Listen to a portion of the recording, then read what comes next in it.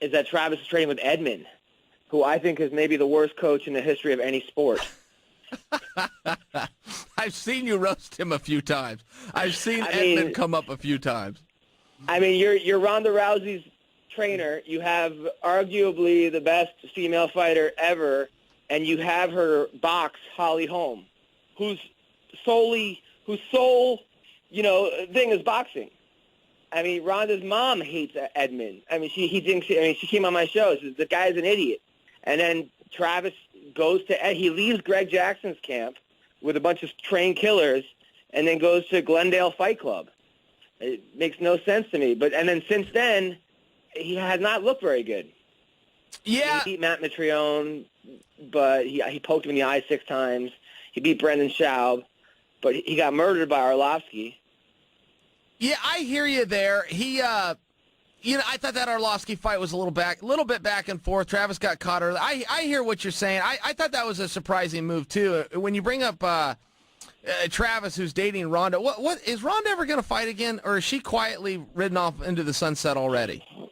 I don't know. I think it's hard. It's hard because she really was in uncharted water of the amount of pressure that was on her, the amount of people that were happy she lost, the amount of money she's making now.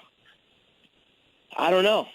I mean, I think she's kind of in I would say for a rude awakening in some ways with Hollywood, because Hollywood can be very unforgiving. It's one thing when you're Gina Carano and you got Steve Soderbergh who just loves her and puts her in all kinds of movies, and then she ends up in Deadpool and this and that. But we've seen it time and time again with athletes try to get into movies. It's not the easiest road.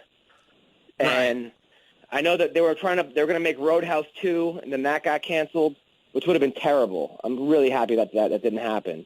I don't know. I mean, a part of me thinks that Ronda's she's a competitive person, but she's been competing since she was 3 years old.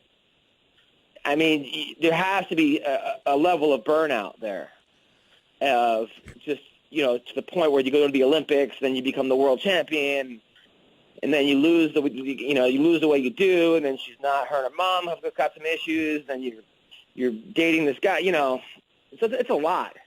And I think the real question is just simply: is she in the gym training? I think it's as simple as that. If she's not been in the gym since the Holly fight, then it's over. Whether she walks out there one more time or not, it's over. But if she is in the gym training and just hasn't pulled the trigger or upped the intensity or decided to get an official date, yeah, she could definitely come back. She could walk right in now. We know she could beat Miesha Tate. She's done it twice. But imagine how good she'd be if she went to a TriStar, if she went to a Jackson, she went to even an AKA, American Top Team. Imagine she had some real coaching. I mean, she's got a boxing coach who thinks he knows MMA, when he had Shayna Baszler, she went 0-2. Jessamine Duke, 0-2. Marina Shafir, 0-2. I think Manny Gambarian, he coached, I think we're doing 1-1. Ellenberger, 0-2.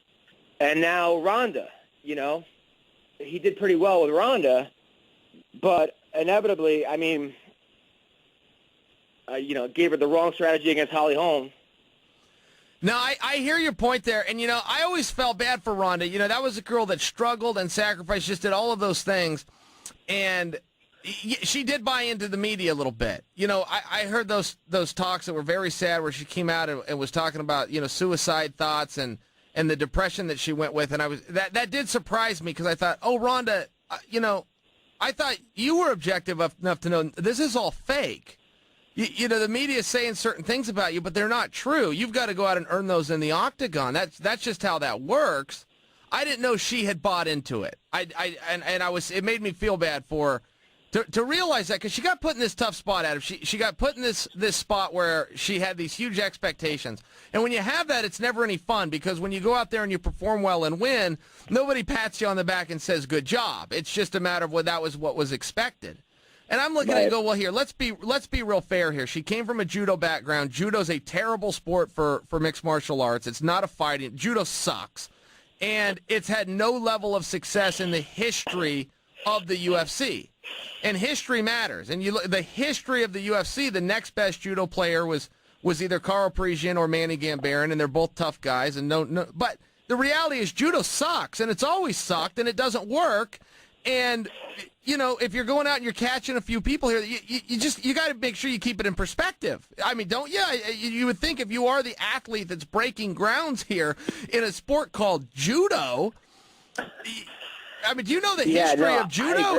Judo's garbage. And that's not a knock on anybody. That's just a reality. I can't do anything. I'm a wrestler. Wrestling's boring. I get it. But judo sucks. It's not an effective anything. I agree. Well, I think that she was doing like a hybrid judo to jiu-jitsu with finishes. It wasn't just point judo she was doing that was sort of working for her. And she's also in a female division, which has not really caught up to men's MMA, So as far as, right. But I think she's listening to her mom, honestly. Her mom kind of got her there, helped get her there. Her mom was a world champion. Her mom's telling her, get the fuck away from this coach. This guy does not know what he's doing, and she should listen to her mom. That's my opinion. But this is the classic story of Mike Tyson leaving Cus D'Amato for Don King, and this one leaving this one and that. I mean, haven't we seen this before? Yeah, it doesn't typically work out. It doesn't typically go well, but again, that happens. The media can do those things to you. Somebody gives a hold of you. They've got the new answer. Hey, you're great now. You've got to change and break off. You're a big star. Hey, it doesn't work that way. You got to dance with the one that brought you. I did feel bad though for Ronda. And I know I already made this point, but just to re-say it, I did. Even being in the back after she'd win fights and people would just blow past her, and she'd be smiling and looking at you. She's an athlete. Athletes are looking for pats on the back, nothing else. All the money and fame, all of this came along well after she decided I wanted to be an athlete. All she wanted to be was told, good job. And I can tell you as an athlete, nothing trumps that.